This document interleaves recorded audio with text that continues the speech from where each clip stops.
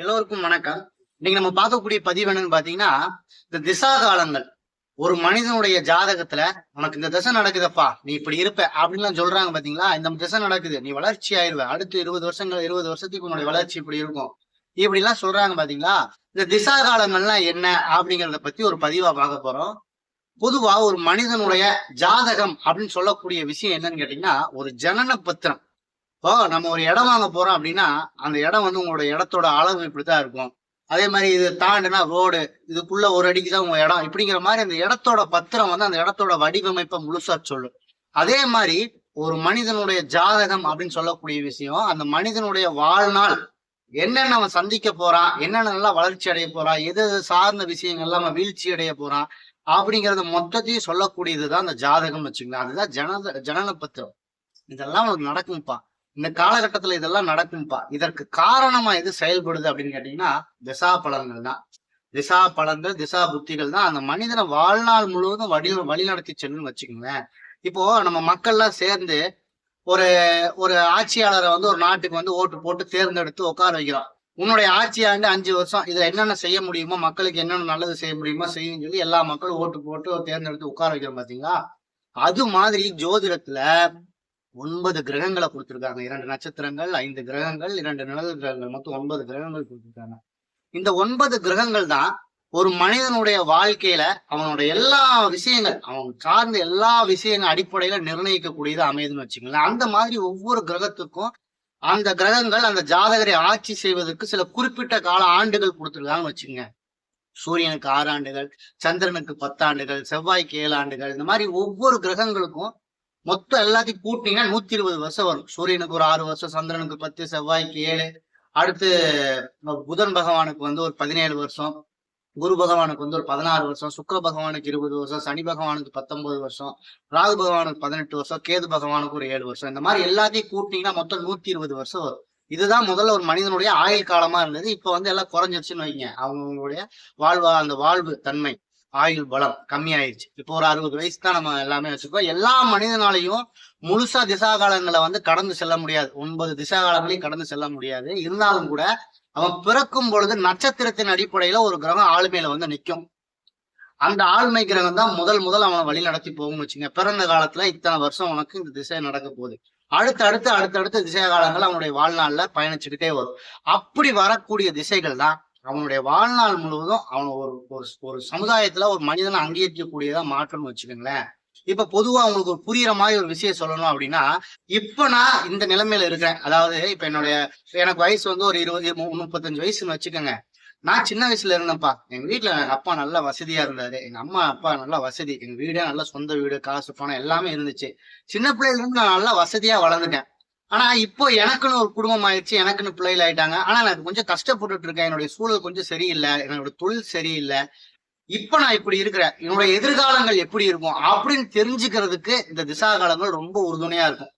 20 வருஷத்துக்கு இந்த திசைதாப்பா, இதை இதை செய்யாது அப்படிங்கிறத ஒரு ஜோதிடர்னால, நல்ல கணிதம் போட, திசா புத்தி கணிதம் போட தெரிஞ்ச ஒரு ஜோதிடர்னால அறுதிட்டு சொல்ல முடியும். உன்னுடைய காலங்கள் இப்படி இருக்கு, உன்னுடைய நீ சந்திக்கக்கூடிய பிரச்சனைகள் இப்படி இருக்கு அப்படிங்கிறத எடுத்துரைக்கும் பொழுது அந்த திசா காலங்கள்ல அந்த ஜாதகர் வந்து சில விஷயங்களை செய்யலாம், செய்யாம இருப்பதற்கு தள்ளி போடலாம், இது மாதிரியான வாய்ப்புகளை ஏற்படுத்திக்கலாம். இதுக்குதான் இந்த திசா புத்தி காலங்களை கணக்கிடுவது அப்படின்னு சொல்லக்கூடிய வச்சுக்கோங்க.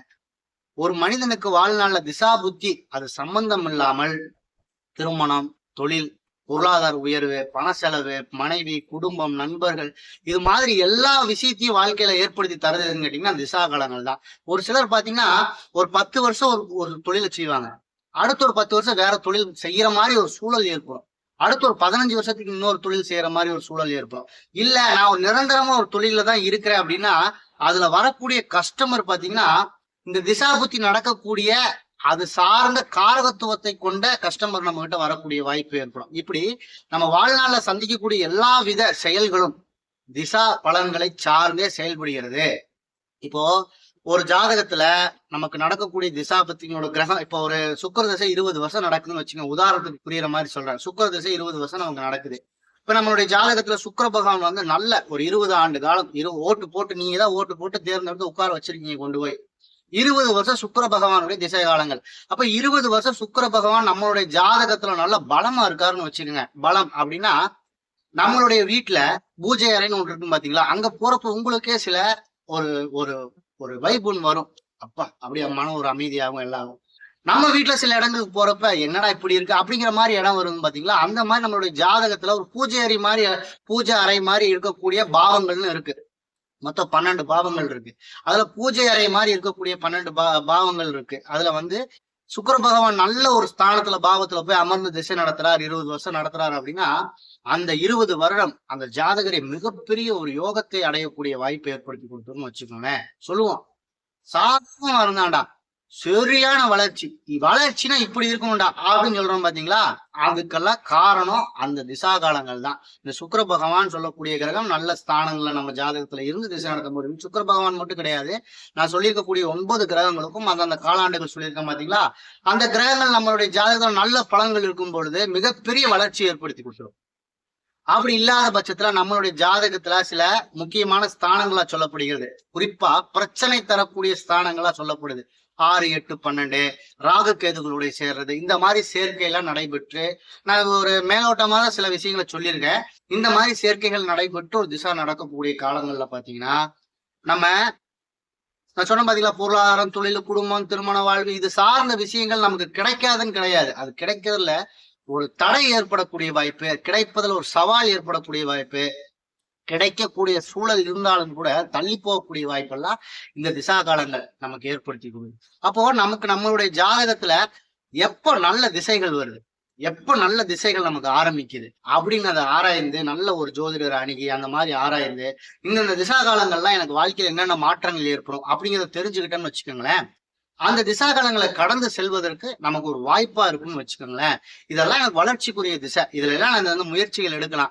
இப்ப எனக்கு டைம் கொஞ்சம் சரியில்லை அப்படின்னு இருக்கிறப்போ சில முதலீடுகள் சார்ந்த விஷயங்கள், சில சில விஷயங்கள்ல ஈடுபட நண்பர்களோட கூட்டு சேர்ந்து ஒரு தொழில் ஆரம்பிக்கிறது, இந்த மாதிரியான விஷயங்கள்ல தள்ளி போடுவது ரொம்ப நல்லது. ஏன்னா அந்த மாதிரியான காலங்கள்ல நம்ம சில விஷயங்களை செய்வதற்கு சில தடைகள் ஏற்படக்கூடிய வாய்ப்புகள் ஏற்படும் வச்சுக்கோங்களேன். இதெல்லாம் இந்த திசா புத்தி பலன்களை அறிந்து கொள்ளும் பொழுது நம்ம வாழ்க்கையில சில மாற்றங்கள் ஏற்படுவதற்கு ஒரு உறுதுணையா இருக்கு. அதே மாதிரி ஒரு ஒரு திருமணம் நடக்குது, நான் ஒரு தொழில் ஆரம்பிக்க போறேன், புதுசா வாகனம் வாங்க போறேன், இப்படி எல்லாம் ஒருத்தருக்கு ஏற்படுது, இப்படி எல்லாம் ஒரு சூழல் அமையுது அப்படின்னு இருந்தாலும் கூட இந்த திசா புத்தி பலன்கள்லாம் இருக்கு பாத்தீங்களா, திசா புத்தி காலங்கள், இது சம்பந்தம் இல்லாம ஒருத்தருக்கு திருமணம் நடக்காது, ஒருத்தர் வீடு வாங்க முடியாது, ஒருத்தர் வாகனம் வாங்க முடியாது, ஒருத்தருக்கு குழந்தை பிறக்கிறதுக்கான அந்த சூழல் ஏற்படாது. இதெல்லாம் வந்து அந்த திசா புத்திகள் சம்பந்தப்படும் பொழுதுதான் அந்த ஜாதகருக்கு சில வாய்ப்புகளை ஏற்படுத்தி தரும். இதெல்லாம் நம்ம அறிந்து கொள்ளும் பொழுது அந்த காலத்தை கடந்து செல்வதற்கு ரொம்ப எளிதா இருக்கும். நான் சொல்லக்கூடிய விஷயமெல்லாம் உங்களுக்கு பிடிச்சிருக்கு அப்படின்னா என்னுடைய சேனல்ல ஒரு லைக் பண்ணுங்க, ஷேர் பண்ணுங்க, ஒரு சப்ஸ்கிரைப் பண்ணுங்க. அடுத்தடுத்த பதிவுகள் உங்களுக்கு கிடைப்பதற்கு எனக்கு அது உதவியா இருக்கு. நன்றி.